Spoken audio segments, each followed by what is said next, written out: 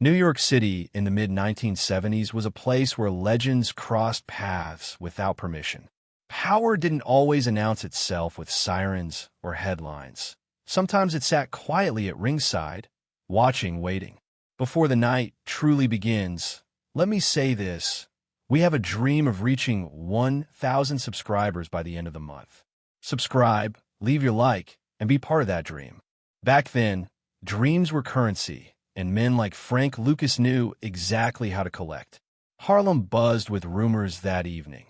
A championship fight at Madison Square Garden, cameras everywhere, celebrities packed tight like dominoes on a table. What no one expected was that history was about to take a sharp, ugly turn. Frank Lucas wasn't there to be seen. He never was. Dressed sharp but understated, Lucas sat several rows back, flanked by men who didn't look dangerous until you noticed how calm they were. The boxer in question, a world-famous champion, loud, charismatic, adored by the press, had already been drinking. Victory had made him careless. Surrounded by handlers and hangers-on, he laughed too loud, mocked too freely, and mistook invisibility for weakness. He noticed Lucas staring, not with envy, but with something colder. Pride took over where sense should have lived. Words were exchanged. Quiet first, then sharper. The boxer leaned in, smirked, and did something that froze time for a half-second. He spit right onto Frank Lucas's shoe. Not an accident, not a misunderstanding. A deliberate act meant to humiliate a man he believed had no authority in that room. People nearby gasped. Cameras missed it. Security didn't see it. But Harlem felt it. Lucas didn't move. He didn't raise his voice. He simply looked down, wiped the shoe with a handkerchief, and nodded once. 24 hours. That was all it took. In a city where boxing promoters, gym owners, and sports journalists often brushed shoulders with people they pretended not to know, phones started ringing. Meetings got canceled. Sponsorships were reconsidered. Old stories about missed payments, questionable associations, and temper problems suddenly resurfaced. The same boxer who had been unstoppable in the ring woke up the next morning to silence. No interviews, no offers, no respect. He had spit on a man who didn't fight with fists, and Harlem was already closing its doors. By sunrise, the damage was already spreading, quietly, efficiently, the way real power moves. The boxer's name still dominated the sports pages that morning, but the tone had shifted. Words like unreliable, difficult, and uncooperative slipped into articles where praise once lived. At Gleason's gym, trainers spoke in hushed voices. A scheduled sparring session was suddenly postponed. A promised endorsement meeting vanished without explanation. None of it could be traced back to Frank Lucas, and that was the point. Lucas understood that fear worked best when it felt like coincidence. He had learned that lesson years earlier, watching how Bumpy Johnson ruled Harlem without ever needing to shout. Frank spent that morning doing what he always did after an insult, nothing that looked like revenge. He met with suppliers, discussed routes, listened more than he spoke. But behind the calm routine, names were being passed along. Promoters who owed favors, venue managers who needed protection, journalists who liked having access to certain neighborhoods without trouble. No threats were made, no demands issued. Just reminders. In New York, especially in the boxing world, everyone depended on everyone else, and Lucas had his fingers on more strings than the boxer could imagine. That afternoon, the champion arrived at his gym expecting the usual energy. Instead, the place felt wrong. Eyes dropped when he entered. Conversations stopped. His longtime trainer pulled him aside and spoke carefully, like a man defusing a bomb. "You pissed off someone important," he said. The boxer laughed it off at first, assuming it was about a promoter or a crooked bet.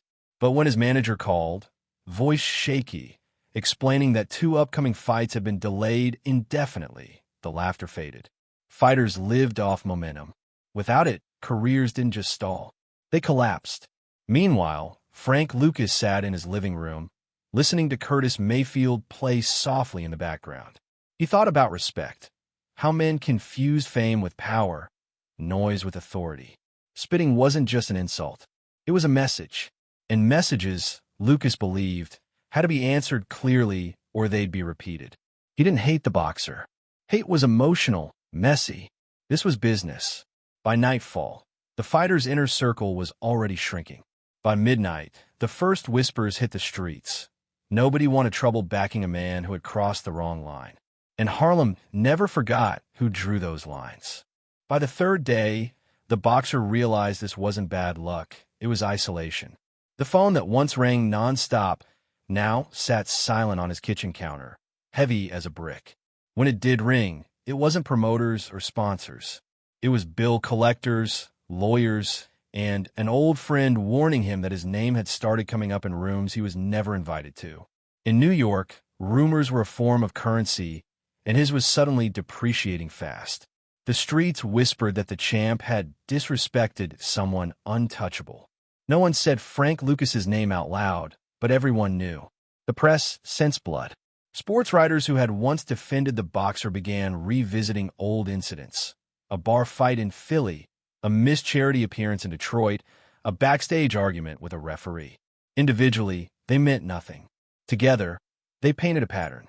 Television pundits debated whether he had lost focus or fallen under bad influences. Behind the scenes, editors received subtle guidance on which angles were worth pursuing. The boxer watched himself on TV, barely recognizing the man being described. He hadn't changed, the world around him had.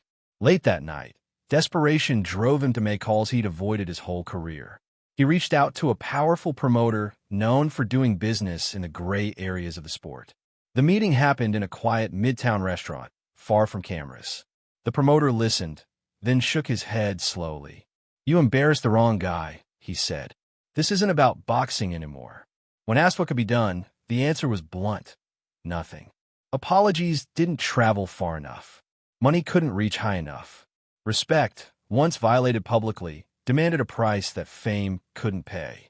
Across town, Frank Lucas stood on a Harlem rooftop, watching the city lights flicker like nervous thoughts. He remembered the boxer's face at Madison Square Garden. The arrogance, the certainty that a title belt made him untouchable.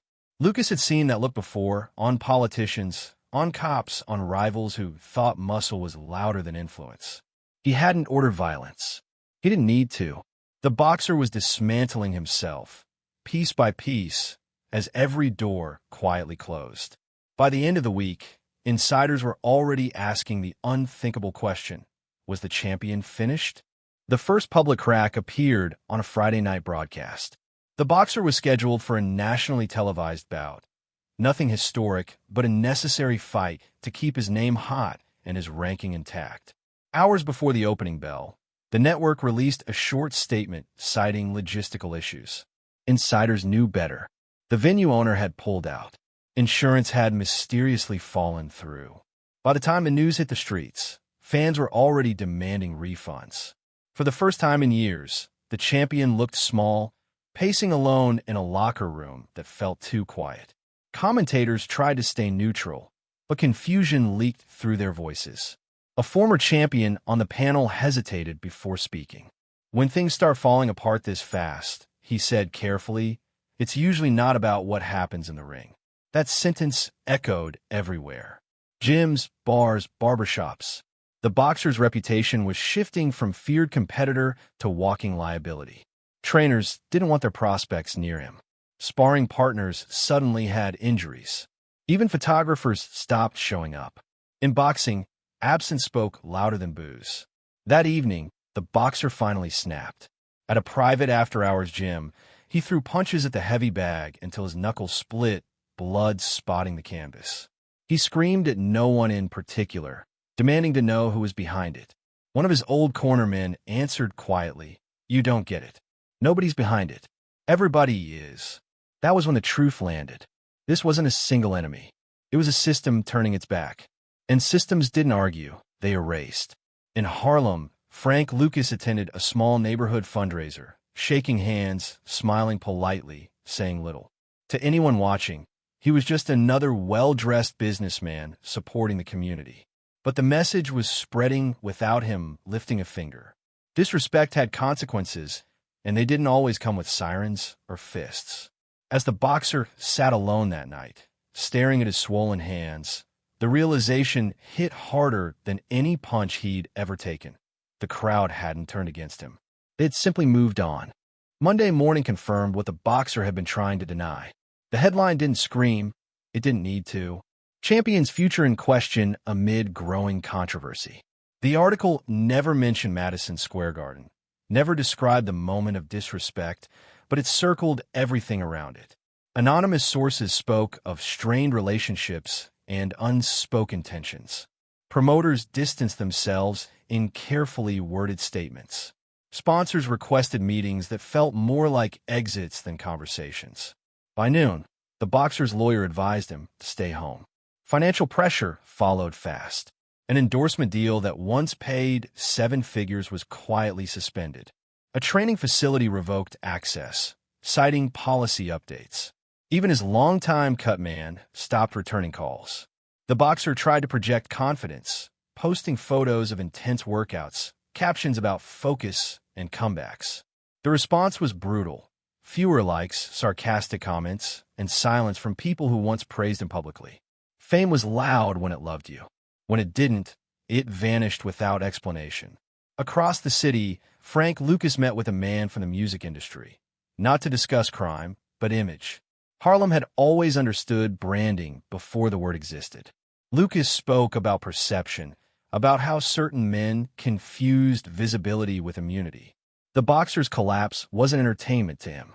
It was instruction. Word traveled through the same channels that moved records, tickets, and reputations. Respect wasn't enforced by violence anymore. It was enforced by exclusion. That night, the boxer sat in his apartment, championship belts stacked in the corner like forgotten trophies. He replayed the moment in his mind. The laugh, the spit, the silence afterward. He finally understood what his trainer had meant. You could lose a fight and recover. You could lose a title and rebuild. But losing the room? That was fatal. Somewhere in Harlem, men who never stepped into a ring were deciding his future without ever saying his name. The point of no return came quietly, disguised as a routine phone call. Early Tuesday morning, the boxer received a message from the Boxing Commission requesting an administrative review. No accusations, no threats, just paperwork. But in the fight business, reviews were where careers went to bleed out slowly. Licenses could be delayed. Medical clearances could be questioned. Old infractions could suddenly matter. By the time he hung up, his hands were shaking, not from fear of fighting, but from the realization that he might never be allowed to fight at all. Attempts to push back only made things worse. His manager tried to leverage connections, only to discover they had gone cold overnight. One former ally was blunt. "You're radioactive." Gyms didn't want cameras or investigators sniffing around. Promoters didn't want a fighter whose name now attracted complications instead of crowds. Even rival boxers declined callouts, afraid that sharing a ring might drag them into something they didn't understand. The boxer was still strong, still dangerous, but strength without access meant nothing. Rumors escalated into near myth. Some claimed he was under federal scrutiny. Others whispered about organized crime, about invisible lines crossed at the wrong time. None of it was provable. That was what made it effective. Frank Lucas never corrected the stories. He let imagination do the work. From his perspective, the boxer's downfall had become self-sustaining. Once fear entered the ecosystem, it fed on itself. No orders were needed. No meetings. The city already knew how to respond. That evening, the boxer drove past Madison Square Garden without stopping. The lights were on for another event, another star. He watched fans line up, laughing, unaware that just days earlier his face had been on every poster. Now there was nothing, no banner, no mention, no memory.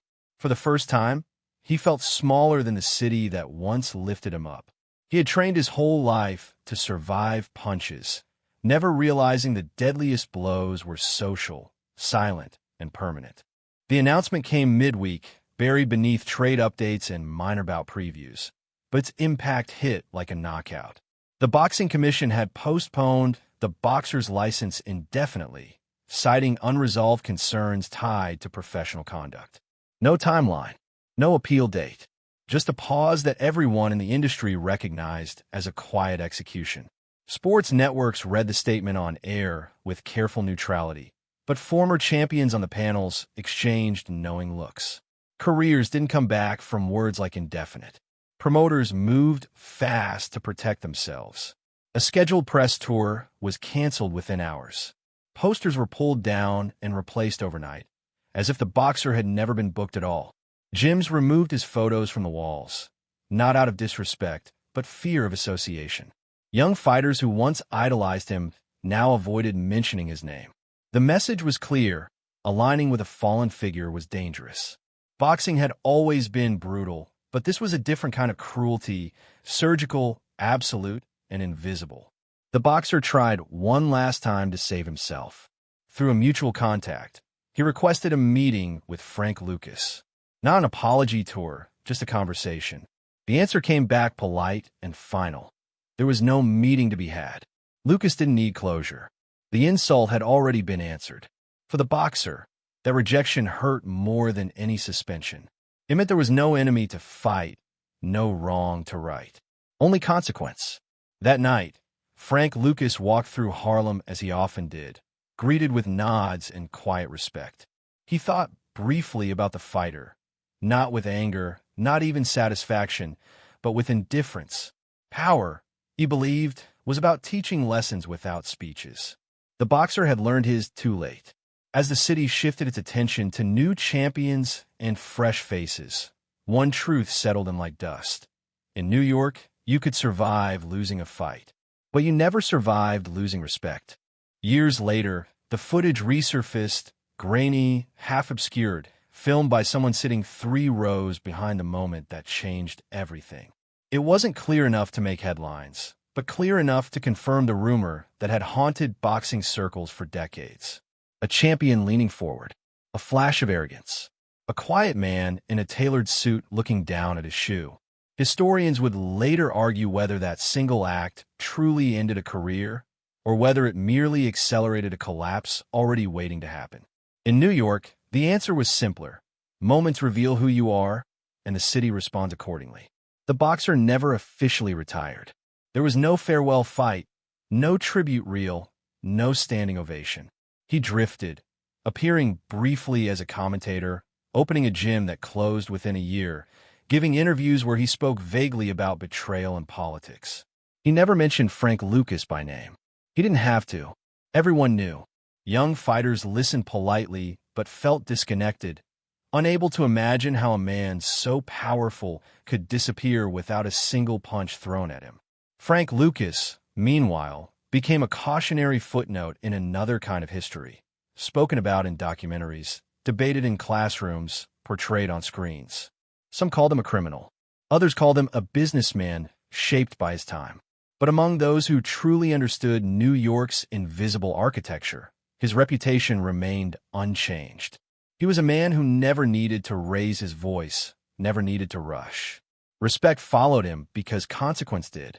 On a quiet evening long after the lights had moved on, an old boxing trainer summed it up best. "The ring teaches you how to fight men," he said. "The city teaches you how to fight power." The boxer had mastered one and ignored the other. All it took was a second of arrogance, a spit on the wrong shoe, to end everything. And New York, as it always does, remembered the lesson long after it forgot the man.